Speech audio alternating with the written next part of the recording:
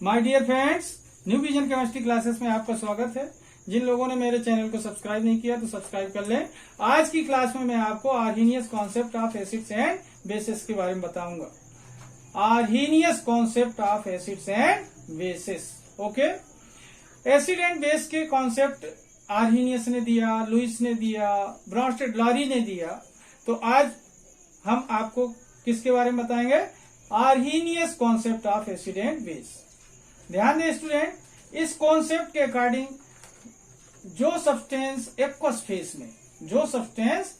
Face में आकर H plus ion provide करे, कौन सा आयन प्रोवाइड करे? H प्लस आयन, तो वो होता है एसिड। क्या होगा? एसिड होता है। ओके, और जो सब्सटेंस एक्वस फेस में आकर OH माइनस आयन प्रोवाइड करता है वह होता है बेस। क्या होगा? बेस। इसी बात पर आधारित है आर्हीनियस का कॉन्सेप्ट एसिड बेस का। Arrhenius concept of acid and base इसी पर बना हुआ है। जो substance H plus ion provide करेगा क्या होगा? एसिड होगा।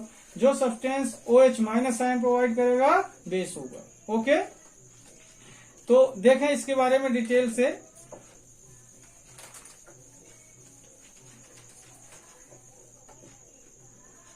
According to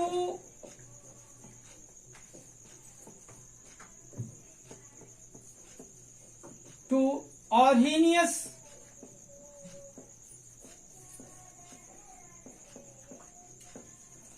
acid and base,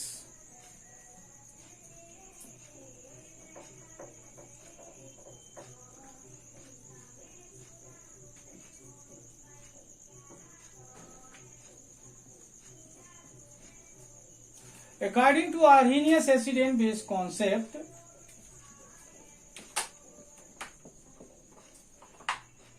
according to Arrhenius acid and base concept,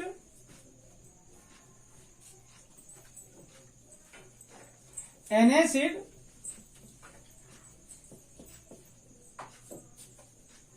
dissociates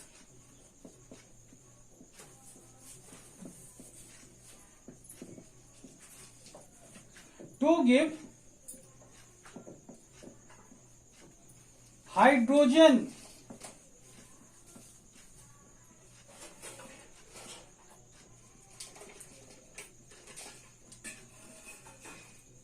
ion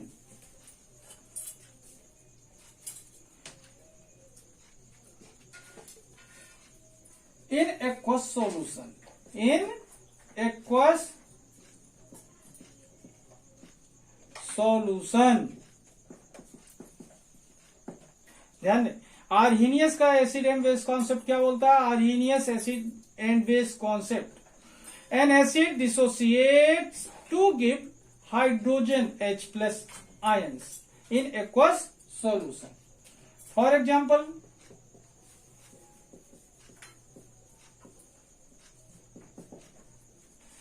HCl hydrochloric acid, ये वाटर में डिजॉल्व होता है और H प्लस आयन प्रोवाइड करता है, साथ में बनता है Cl minus ion. HNO3 nitric acid है, ये भी वाटर में डिजॉल्व होकर क्या बनाता है? H plus ion, and NO3 बाहर होता है माइनस के रूप में। यहां पर देखें, HCl वाटर में डिजॉल्व होकर H प्लस आयन प्रोवाइड किया, मतलब ये एसिड है। HNO3 वाटर में डिजॉल्व होकर H प्लस आयन बनाया, तो क्या हुआ?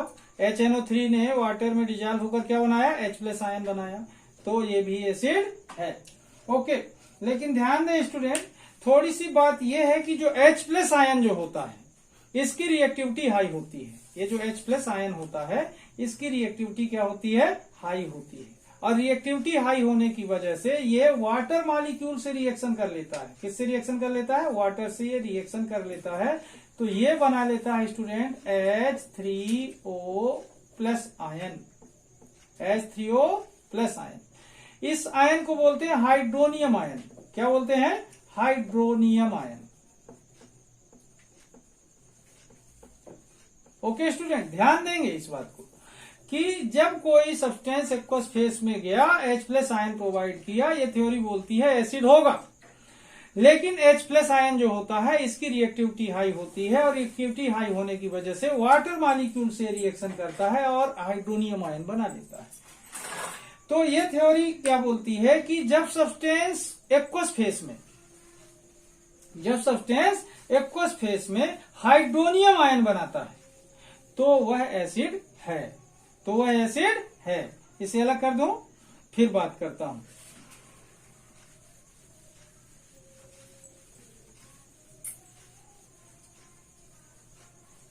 देखिए, since due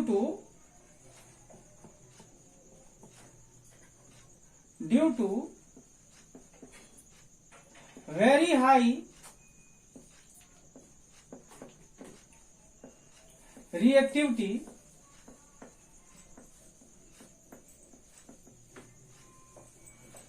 hydrogen ion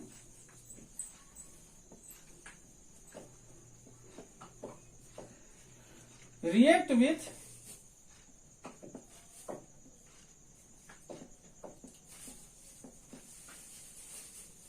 water molecule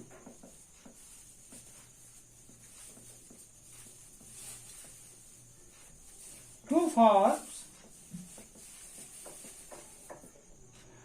hydronium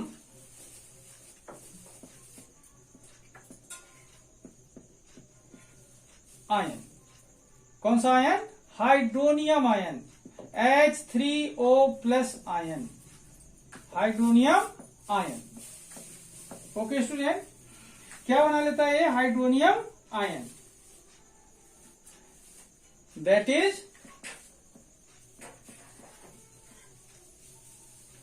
That is acid dissociates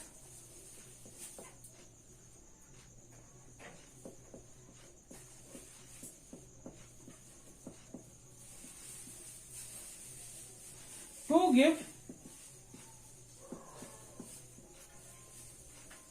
hydronium ion.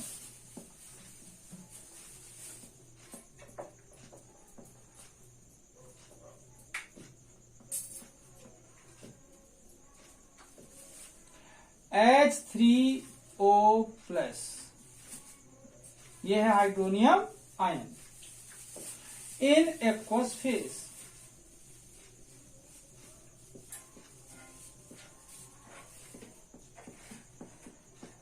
Okay, अब देखें, अभी हमने बात किया था कि ऐसे सब्सटेंस जो एसिड जो होता है एक्वस फेज में H प्लस आयन देता है, उसका अपन ने एक एग्जाम्पल भी देखा। लेकिन बात क्या हो रही है कि H प्लस आयन की रिएक्टिविटी क्या होती है? Since due to very high reactivity hydrogen ion reacts with water molecule to forms hydronium ion, that is acid dissociates to give hydronium ion in aqueous solution. Okay, अब यहां पर देखेंगे for example या such as करके देखते हैं अपन। Such as HCl hydrochloric acid, इसको हम वाटर में डिजॉल्व कर रहे हैं, H2O में डिजॉल्व कर रहे हैं। तो ये क्या करता है स्टूडेंट? ये वाटर मॉलिक्यूल से इसका H प्लस आयन रिएक्शन कर लेता है, H3O1 प्लस बन जाता है और Cl माइनस होकर बाहर होता है, ये हाइड्रोनियम आयन बना। ठीक इसी तरीके से HNO3 नाइट्रिक एसिड, इसको वाटर में जब डिजॉल्व करते हैं तो इसका जो H प्लस आयन होता है ये वाटर मॉलिक्यूल से रिएक्शन करता है और H3O1 प्लस बना लेता है और NO3 माइनस बाहर होता है। इस कंडीशन में देख रहे हैं कि जो एसिड होते हैं वाटर में डिजॉल्व करने पर H प्लस आयन तो प्रोवाइड करते हैं, लेकिन वह H plus ion high reactivity होने की वजह से फ्री स्टेट में नहीं रहता और क्या करता है? ये वाटर मॉलिक्यूल से रिएक्शन करके H3O1 प्लस आयन बना लेता है। ओके स्टूडेंट, इस तरीके से अपन देख रहे हैं कि जो सब्सटेंस होते हैं एक्वस फेस में आकर H प्लस आयन प्रोवाइड करते हैं और वह H plus ion H3O ion में कन्वर्ट हो जाता है वाटर मॉलिक्यूल से रिएक्शन करके, तो ऐसे सब्सटेंस क्या कहलाते हैं? एसिड कहलाते हैं। ओके स्टूडेंट, इससे क्या क्लियर हो रहा है कि इट इज क्लियर दैट, ध्यान दें, it is clear that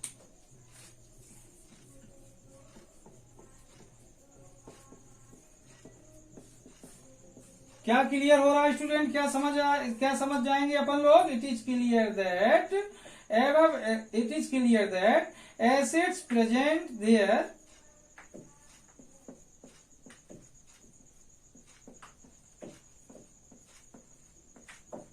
acids present their acidic nature,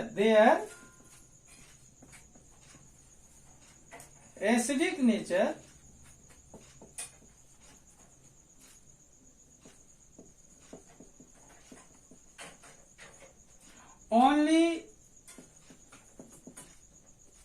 in presence of water, only in presence of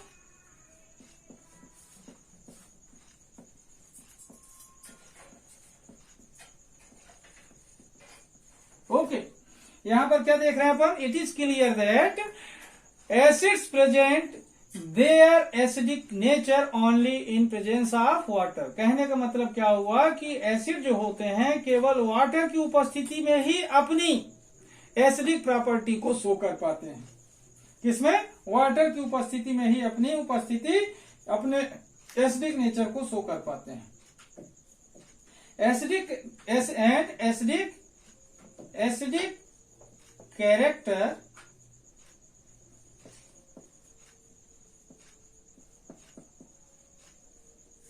is not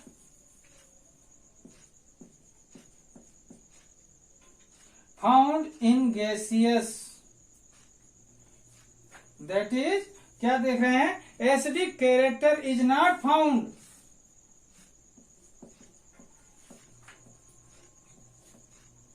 in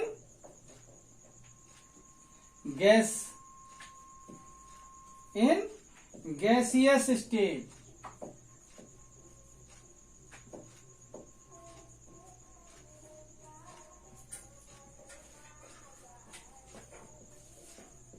okay अब देखें, अपन को ये कंफर्म हो जा रहा है कि अकॉर्डिंग टू आर्हेनियस थ्योरी जो एसिड होता है वाटर के प्रेजेंस में अपना एसिडिक नेचर शो कर पाता है। एसिडिक कैरेक्टर जो होता है इसका गैसियस स्टेट में शो नहीं होता। Acidic character is not found in gaseous state. Okay student, अब बात करता हूं मैं इसी तरीके से बेस के बारे में। यहां तो बात खत्म हो रही है किसकी? एसिड की। कि कोई भी एसिड जो होता है एक्वस फेस में आकर H+ आयन प्रोवाइड करता है और H+ आयन की रिएक्टिविटी हाई होती है, इसलिए यह फ्री स्टेट में एग्जिस्ट नहीं होता। तो ये वाटर से रिएक्शन कर लेता है। किससे रिएक्शन कर लेता है? वाटर से, और हाइड्रोनियम आयन बनाता है। कहने का मतलब ऐसा कि जो सब्सटेंस एक्वस फेस में हाइड्रोनियम आयन बनाते हैं या हाइड्रोनियम आयन प्रोवाइड करते हैं एसिड होते हैं। कोई भी एसिड वाटर के एब्सेंट में अपना एसिडिक कैरेक्टर प्रेजेंट नहीं कर पाता अकॉर्डिंग टू आर्हेनियस थ्योरी। अब बात करता हूं इसी तरीके से ये बेस के बारे में। Okay, in same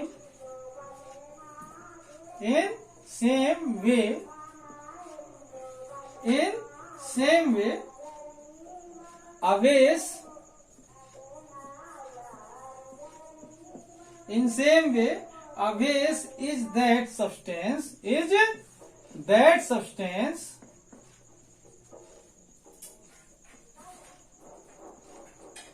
in same way a base is that substance which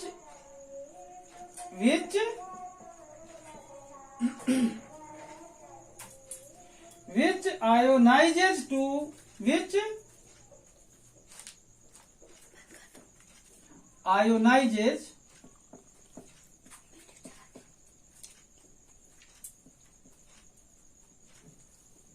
to give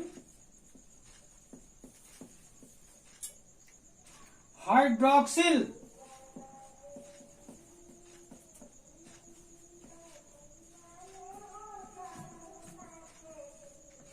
ion. यहां पर देखें, a base is that substance which ionizes to give hydroxyl ion. क्या देते हैं ये? हाइड्रोक्सिल आयंस देते हैं. ओके स्टूडेंट, इन aqueous solution, aqueous solution, ध्यान दे, a base is that substance which ionizes to give hydroxyl ions in aqueous solution. यहां पर देखते हैं एग्जाम्पल्स. एग्जाम्पल देखें. ओके, NaOH,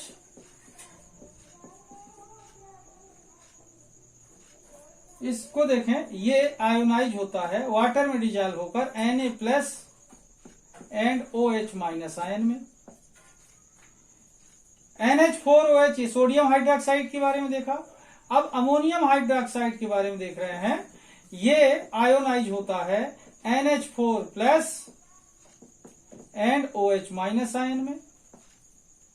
ओके स्टूडेंट, यहां पर देखें अपन लोग कि NaOH वाटर में डिजॉल्व होकर आयोनाइज होकर OH माइनस आयन देता है. तो ये बेस है. अमोनियम हाइड्रोक्साइड वाटर में डिजॉल्व होकर OH माइनस आयन देता है, हाइड्रोक्सिल आयन देता है. तो ये भी बेस है. ओके स्टूडेंट, तो इस तरीके से देखें कि जो सब्सटेंस H प्लस आयन या फिर हाइड्रोनियम आयन एक्वस फेस में देगा एसिड होगा, और जो सब्सटेंस हाइड्रोक्सिल आयन देगा एक्वस फेस में वो बेस होगा. ओके, तो इस तरीके से ये थ्योरी क्या कंफर्म करती है कि जब सब्सटेंस एक्वस फेस में आकर H प्लस आयन और हाइड्रोनियम आयन प्रोवाइड करता है तो क्या कहलाता है? एसिड. और हाइड्रोक्सिल आयन प्रोवाइड करता है तो क्या कहलाता है? बेस कहलाता है. अब यहां पर देखें थोड़ी सी इसकी और ट्रेजेडी देखें, इसकी स्ट्रेटजी. यहां पर देखें आर्हीनियस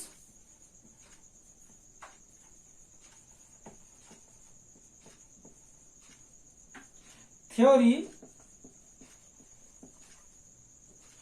इज एप्लीकेबल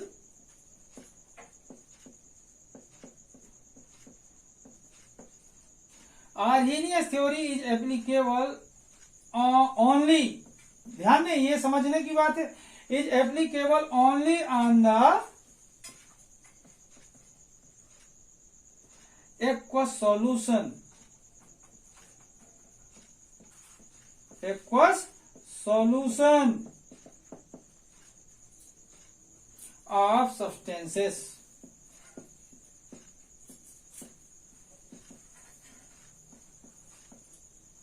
ओके, यहां पर देखें ये बात बड़ी बात है, ध्यान रखेंगे इस थ्योरी के लिए कि Arrhenius theory is applicable only on the aqueous solution of substances, यानी सब्सटेंस के केवल एक्वस सॉल्यूशन के लिए एप्लीकेबल होती है ये आर्हीनियस की थ्योरी, केवल एक्वस सॉल्यूशन के लिए. इसके पहले मैंने बताया था ये गैस के लिए नहीं है, गैस में ये स्थिति नहीं बन पाती. इट इज अनेबल टू, इट इज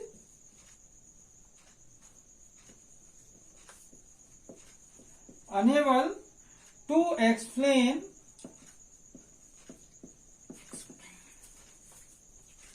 the basicity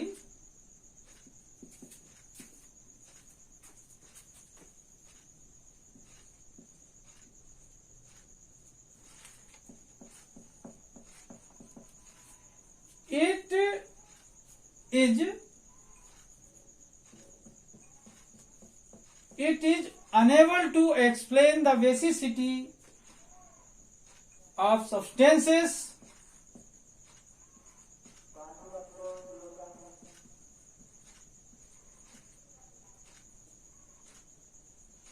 like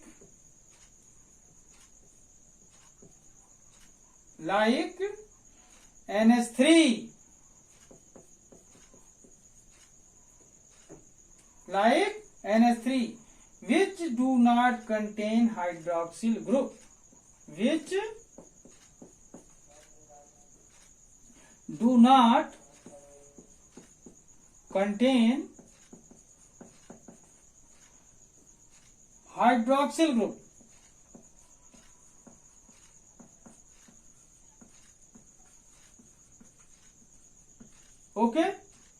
अब यहां पर देखें student, Arrhenius theory is applicable only on the aqueous solution of substances.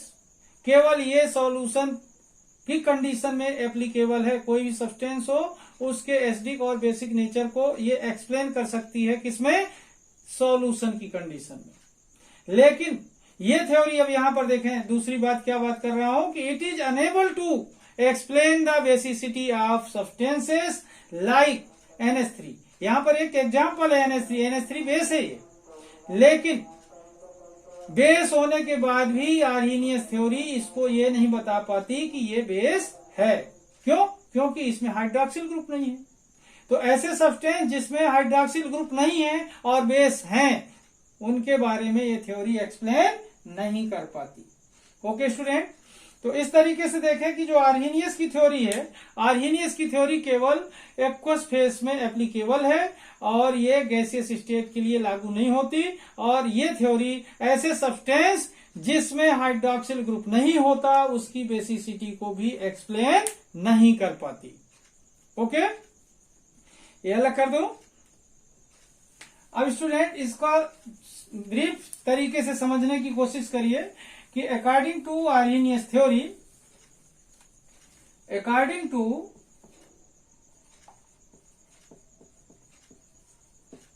Arrhenius theory,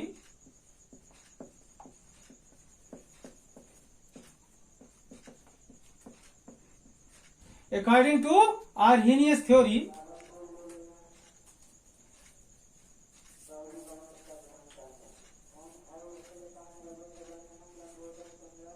in the aqueous phase,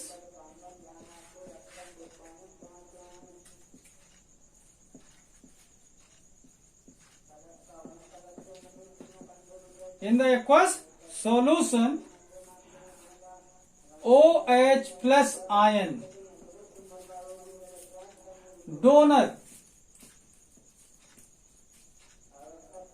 is called